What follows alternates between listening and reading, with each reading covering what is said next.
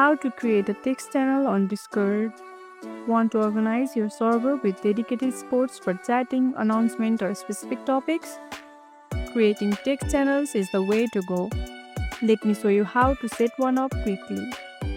First things first, open Discord app or go to discord.com in your browser. Now open your Discord server. Go to the server where you want to create a new text channel. On the left sidebar, you will see the list of current channels. Next to the category name or text channel shader, click the plus icon. A pop-up will appear. Select text channel. Type the name for your channel. Keep it clear and relevant, like #general, #gaming, #announcement, and so on. You can toggle the private channel option to restrict access to certain roles or members. Hit the create channel button and boom, your new text channel is ready to use. And that's how you create a text channel on Discord.